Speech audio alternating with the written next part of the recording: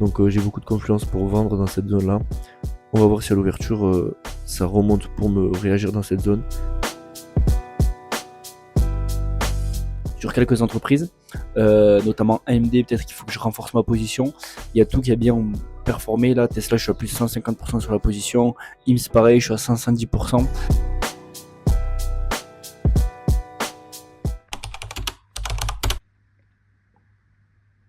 Hello tout le monde, j'espère que vous allez bien. Nouveau jour, on est le mardi 17 décembre. Il est 8h50, les marchés ouvrent dans 10 minutes. Donc j'en profite pour vous faire cette introduction. Hier, petit résumé, du coup on a fait un BE sur le SP500. Aujourd'hui, là sur le DAX, qu'est-ce que je vois? Je vois quelque chose de sympa à la vente. J'ai partagé toute mon analyse et je vais vous la montrer juste après. Sur le groupe Discord, rejoignez le groupe Discord, il est gratuit, c'est dans ma bio.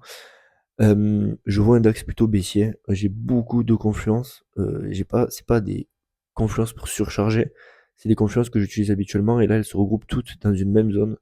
Donc j'ai beaucoup de confiance pour vendre dans cette zone-là. On va voir si à l'ouverture ça remonte pour me réagir dans cette zone. Parce que là il a l'air de chuter sans moi. On va voir ce que ça dit l'ouverture dans 8 minutes. En tout cas j'espère que ce format continue de vous plaire. Je vois que j'ai beaucoup de retours, beaucoup d'abonnements et de likes, donc c'est que ça a priori vous plaît. Et voilà, c'est parti pour une nouvelle journée. On espère DTP aujourd'hui, on espère passer une bonne journée et c'est parti. Donc là, regardez, c'est ce que j'ai dit sur le groupe Discord à 8h38. Hello, plein d'axes du jour. Pour moi, c'est un 4-5 étoiles. Et je vais chercher à vendre dans cette zone-là. Pourquoi? Parce qu'il y a beaucoup de confluence. On a un gap daily qui va être cherché.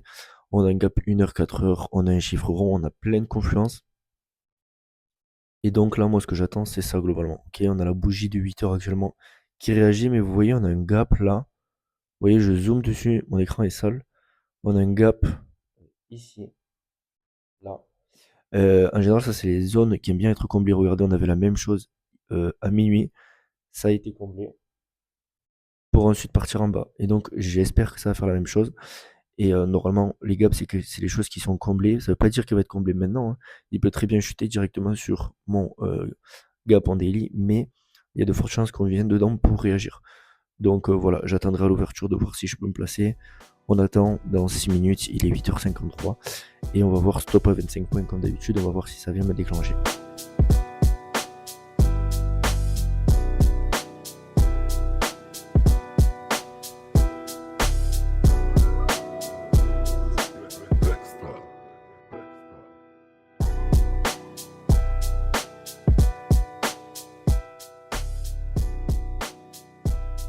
Oui, du coup, vous l'avez vu ce matin, j'ai encore pris un BE.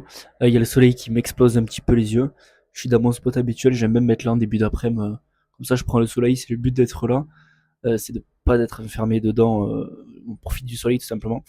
Vous l'avez vu ce matin, j'ai pris un BE sur le DAX. Vous pouvez vous dire encore, oui, certes, ça fait un BE hier, un BE aujourd'hui, mais je respecte le plan. Ratio de 1, je mets mon BE et après je vise ratio entre 2 et 3, pas plus, pas moins. J'ai quasiment touché mon TP, j'aurais pu clôturer avant par peur, etc. Mais non, je respecte le plan. Et du coup, ce qui fait que je me suis fait BE. Ça arrive souvent que le prix touche mon ratio de 1, se rapproche de mon ratio de 2 et vienne me BE.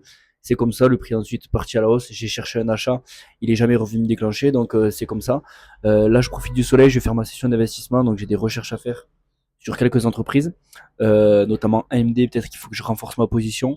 Il y a tout qui a bien performé. Là, Tesla, je suis à plus de 150% sur la position. IMS, pareil, je suis à 110%.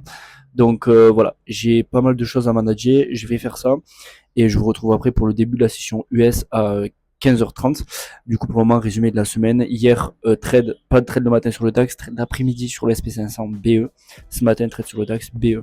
Donc, on va espérer que cet après-midi, ça fasse un petit TP. Et c'est parti, je vous reprends juste après.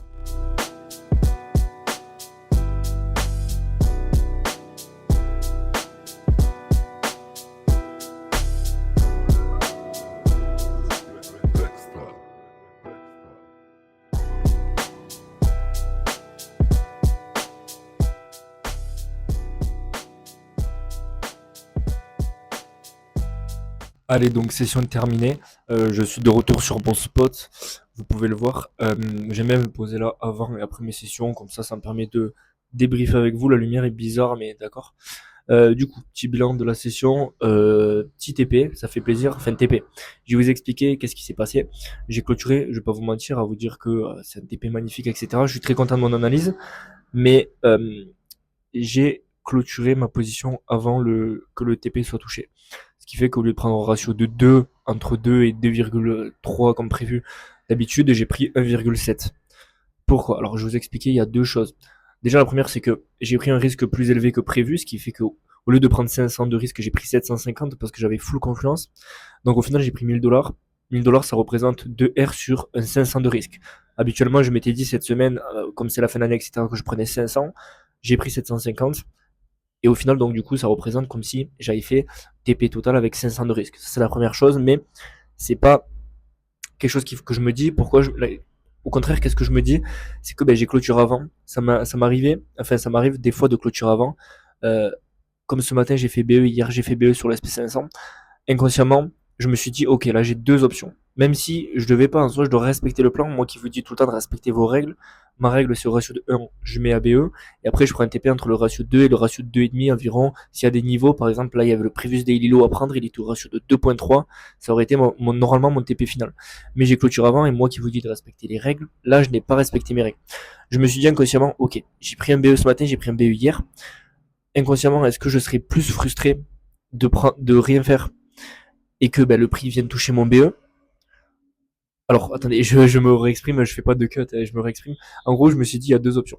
Soit je coupe maintenant, j'étais à peu près, ben, j'étais à 1000 $ et ben, au risque d'avoir un manque à gagner de 500 $, comme j'ai risqué 750 et que je faisais un ratio de 2, j'aurais gagné 1500, donc là j'ai gagné que 1000, enfin que, c'est déjà bien, mais voilà, vous m'avez compris. Donc est-ce que je serais plus frustré si le résultat final c'est et que je fasse, que au final le résultat soit un TP mais que j'ai clôturé avant, ou alors que je fasse rien et que je me fasse encore BE.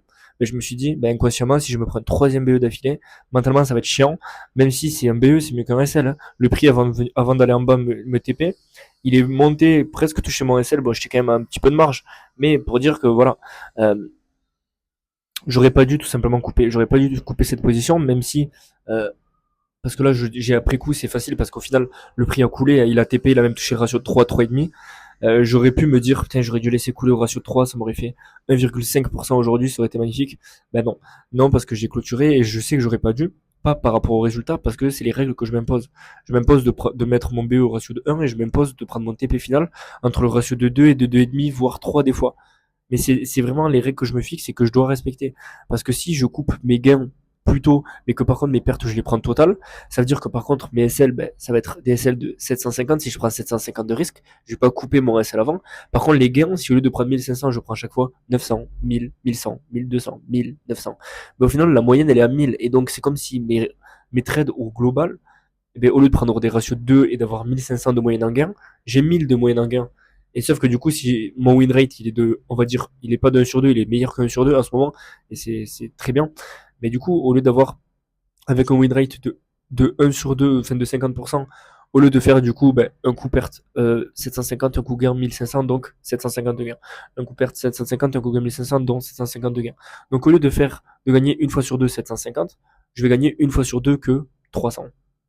Et c'est ça qu'il faut que vous compreniez, c'est que si vous coupez vos gains trop tôt, par contre que vos pertes, vous les laissez couler, même vous bougez votre SL. Avant je faisais ça, maintenant je le fais plus quand j'étais surtout sur des petites unités de temps, mais je rallongeais mon SL, je le sortais, etc. Mais du coup ce qui fait que je prenais des grosses pertes et des petits gains. Et sur la moyenne, et sur le long terme, c'est vraiment pas bon. Donc ça c'est le petit message du jour que je me donne à moi-même aussi, pas qu'à vous, à moi-même j'apprends tous les jours, c'est que respectez vos règles, fixez vos règles et surtout ne coupez pas vos gains trop tôt euh, pour au final, pour que sur le long terme, du coup, vos gains soient réduits et vos pertes soient totales. Voilà, c'est tout ce que j'avais à vous dire aujourd'hui, mais globalement, c'est quand même une bonne journée. J'ai fait 1000 $ de gains, ce qui est mon objectif en soi sur un trade parce que je m'étais dit de prendre 500 de risque, mais là j'ai pris 750. Je me dis, le résultat aurait été beaucoup plus frustrant si j'avais pris un SL à 750. Vous voyez la différence? Donc je me contente de ce que j'ai, 1000 $ aujourd'hui, mon compte est à plus de 2% maintenant. Et voilà, ça fait plaisir. Donc c'est tout ce que j'avais à vous dire pour aujourd'hui. Je vous souhaite une très très belle fin de journée. Moi, j'ai profité de la fin de journée là, je vais tourner des réels, j'ai pas mal de choses à faire, le montage de cette vidéo là. Je vais prendre de l'avance notamment sur les réels. Le dernier réel, petit aparté, je vois qu'il vous a plu. Petite mise en scène. Bon, je me suis inspiré des US, mais bon, en même temps sur le marché aujourd'hui de YouTube et de ailleurs. Tout le monde s'inspire de tout le monde, que ce soit au niveau des miniatures, au niveau du contenu, au niveau des micros, au niveau des caméras, au niveau de tout. Tout le monde s'inspire de tout le monde. Donc moi je m'inspire de ce qui marche. C'est ce qui a toujours fonctionné, c'est ce qui va toujours fonctionner, de s'inspirer de ce qui marche, de la trend, etc. Donc voilà, c'était une petite aparté. Sur ce, respectez vos règles, fixez-vous des règles, notez-les-vous à l'écrit si c'est pas fait. C'est le petit devoir que je te donne pour demain et je vais vérifier si tu l'as fait. Note-toi ton plan à l'écrit. Si t'as pas de plan à l'écrit, si t'as pas de truc, note-toi ta stratégie à l'écrit. Si elle fait 3 pages, déjà c'est que c'est pas bon. Faut qu'elle tienne sur quelques lignes, on va dire allez, une demi-page, grand maximum. Que tu aies quelques principes. Moi, ma stratégie, elle pourrait tenir sur 3 lignes. J'ai 3 conditions pour prendre une position. Et après, j'ai des confluences en plus. Mais voilà. Sur ce, c'est la fin de cette vidéo. Je vérifierai demain si tu as fait ce devoir-là. Note ton plan à l'écrit. Je te souhaite une très très belle fin de journée. C'était Max et on se dit à demain pour un nouveau Day in My Life. Ciao.